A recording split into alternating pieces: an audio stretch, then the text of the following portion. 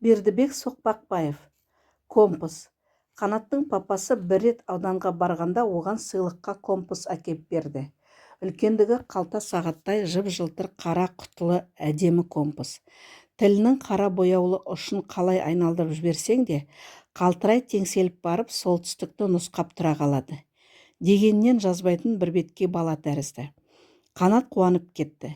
Рас па, өтірік пе дегендей, әр жерін түртпектеп айналдыра қарап тұр. Мұндай компас бұл ауылдағы балалардың ешқайсысында жоқ. Тек мектепте ғана бар. Ал онда мұғалім сөйтіп қолыңа беріп қоя ма?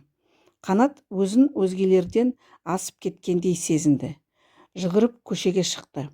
Ойнап жүрген балаларға келді. Бодан, қарашы, менің компасым бар. Балалардың назары Қанатқа ауды. Бәрі ойындарын қойып, оны қоршап алды. Қане, бере тұршы, деп қайғайсысы да ұстап көруге құштар боп қолдарын созды.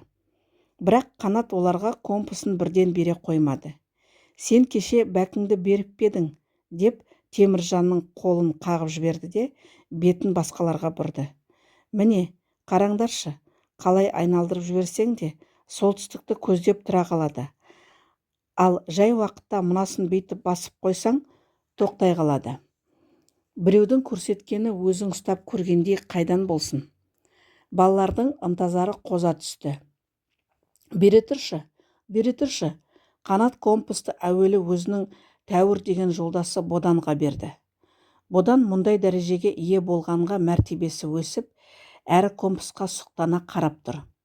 Тағы 2-3 балаға көрсеткеннен кейін, жетеді енді, бұзасыңдар деп, Қанат компасын жейдесінің тас қалтасына салып қойды. Балалар шомылуға өзенге қарай келе жатыр. Бодан Қанатты иектеп келеді. Қанат, компасыңа не сұрайсың? Жоқ, сатпаймын, деп Қанат Боданды одан әрмен қызықтыра түспек болғандай, компасын қайтадан қолына алды. Мен саған күнтартқышымды берейін. Оны не қылам? Әнеугүні сұрап едің ғой. Сонда бермей қойғансың.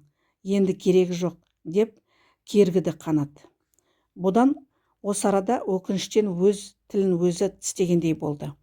Егер сонда күнтартқышын Қанатқа бере салса, қазір оның компасын қыңқ еткізбей алатын сияқты. Бұл жаздың қоңыржай жайлы күндерінің бірі еді. Аспанды майда түтілген жібек жүндей үлбіреп, торқа бұлт шымылдықтаған күннің қапырық жалынан сол сүзіп алып қап, жерге жанға жайлы майда шуағын ғана себелеп тұрғандай. Балалар шомылып болып киініп жатыр. Қанат жейдесін киіп жатқанда, оның төс қалтасынан сусып компасы түсіп қалды. Оны ол сезбеді. Бұны Боданнан өзге ешкім байқамаған еді. Шомылып, сергіп алған балалар тоғайға бүлдірген теруге бармақшы болды. Мен бармаймын, аяғыма шөңге кіріп кетеді, деді Бодан. Оны ешкім қыстырмады. Бодан самарқау басып, қыстаққа қарай келе жатыр. Ұры көзбен артына әлсін-әлсін бұрылып қарап қояды. Балалардың қарасы тоғайға батып, көрінбей кеткенде, ол кілт тоқтады. Тағы біраз тосып тұрды да, содан соң кейін қарай тұра жүгірді. Әлгіндегі өздері суға шомылған жерге жүгіріп келіп, шөптің арасындағы көрінер-көрінбес болып жатқан компасты қарбаласа іліп алды да, шалбарының қалтасына сүңгітіп жіберді. Бодан жетісіп келіп жатыр. Қолында компас, әлгінде оны ұстап көруге дәреже болса, енді өз билігінде. Бәлем, Қанат, сат дегенде сатпай қойып едің, енді қайтер екенсің. Бір кезде Бодан көкірегінен біреу түйіп қалғандай оқыс тоқтады. Жүзіндегі қуаныш сәулесін лезде ұнамсыз ой көлеңкесі басып барады. Не істеймін? Бұл компасты ешкімге көрсете алмаймын. Біліп қояды. Ұры атанамын. Әкесінің қатал мінезі де Боданның өз алдына келе қалды. Балам, адал бол, біреудің ала жібін аттама, деп ертелі кеш таптап отыратыны қайда. Оның мына қылығын біле қалса, Ол аспанды тастап жіберуден тайынбайтын адам. Боданның маңдайына шып етіп суық тер шыға келді. Енді қайтем, неге алдым? Түсіп қалған заматта өзіне неге айтпадым? Әлде жан адамға көрсетпей тығып ұстап жүрсем бе екен? Онда бірақ бұның еш қызығы бола ма?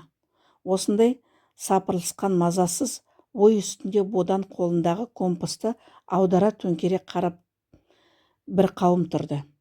Сау басына сақина тілеп алып, енді соған құтылатын жол іздеуге.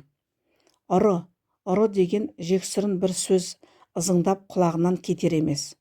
Жоқ, мен ұры емеспін, әдейі ұрлап алған жоқпын, түсіп қалған жерінен тауып алдым, деп ол өзін-өзі ақтамақ та болды. Бірақ та бұл сөздің жалған екенін іші сезеді, жиіркенеді. Қолындағы компас Бодан үшін енді жабысқақ пәлеге айналды. Одан қалай еткенде құтылып тынбай, жаны жай табар болмады. Бодан су бойымен жер жағалап келе жатыр. Тынышынан осыны суға лақтырып жіберейін бе? Кім біліп жатыр. Осы ой қаншалық тапқырлық боп көрінгенмен, Бодан компасты бүйтіп жоқ етіп жіберуге қимады. Енді не істеу керек? Тауып алдым деп Қанаттың өзіне қайырып берше, бірақ ол бұған сенбейді. Сенеді деймісің? Бағана осыны сатшы деп Боданның қадала сұрағанын бар ғой. Әй қу, қызығып ұрлап алдың. Сіңіре алмайтын болғасын енді өзіме беріп отырсың дер. Бодан үйге келді. Сен немене бірдеңе істеп келген сияқтысың ғой, деп үйдегілердің бәрі оған сезіктеніп қарайтын тәрізді. Неге көңілсізсің? Бір жерің ауырып тұр ма? Деп сұрады анасы. Ішім ауырады, деп Бодан өтірік айта салды. Неге ауырады? Қалай ауырады? Қай жері? Бірдеңе жеппедің, не ішіп едің, деп қамқор ана бәйек болып жатыр. Білмеймін, жай мына арасы ақырын ауырады. Енді басылды. Боданның әкесі бұл кезде үйде жоқ еді, жұмысында болатын. 6 жасар қарындасы Мәкетай Боданға еркелеп келді. Аға, қайда бардың? Тоғайға бардым. Маған бүлдірген әкелдің бе? Бүлдіргенге барғам жоқ, жай шомылуға бардым. Алдайсың, қалтаңды көрсетші. Әне, бірдеңе томпияды ғой. Боданның жүрегі су етіп, бойы одан бетер мұздап кетті. Шиқаныңа тиетіндей шошып, ештеңе де жоқ, деп Мәкетайды бойына жолатқысы келмеді. Сығыр алғыр ерке қыз бұдан көнер емес. Әне, көрсетші, деп тап компас жатқан қалтаны нұсқайды. Бүлдіргенді кісі қалтасына салам екен, деп одан ашу шақырғандай түр көрсетті. Енді анау не? Бұл асық емей-ақ дөңгелек бірдеме ғой. Мәкетай мына сөзіме Боданның құпиясын әшкерелеп қойған тәрізденді. Жоғал әрі, деп Бодан оның қолын тұрпайы қағып жіберді. Сыртқа зытып отырды. Ел көзінен аулақ. Бодан тағы да су бойына келді. Не істеу керек? Бұл компасты Қараторғайдың анау жардағы ұяларының біріне тығып қойсам ба екен? Онда не болғаны? Немесе әлгінде өзіміз шомылған жерге қайта апарып тастасам ба екен?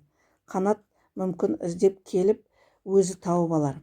Осы лезде Бодан тоғайдан шұбат шығып келе жатқан балаларды көрді.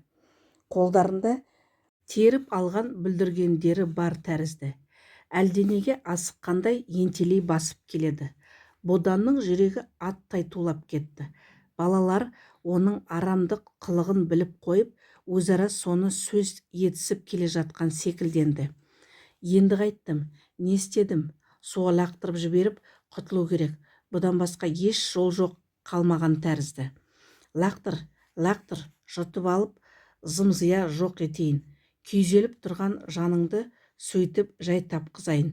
Дегендей, өзен суы шымыр толқындап, сылқ-сылқ үн қатады. шалп етіп жағаға соғылып, бол, тез деп асықтырғандай болды. Бүлдіргеннен қайтқан балалар жақындап қалды. Ең алды Қанат келе жатыр. Қасындағы балаға әлденені дамылсыз сөйлеп әбігерленіп келеді. Бодан қолындағы компасты суға қарай лақтырып кеп жіберді. Әдемі компас күнге шағылысып барып, шолп етіп жоқ болды, бітті. Бодан онымен қоса жүрегін де лақтырып жібергенде аса бір ауыр халде мәңгүрт тұрып қалды. Тыңдағандарыңызға рахмет. Лүпіл басып пікір қалдыра отырыңыздар.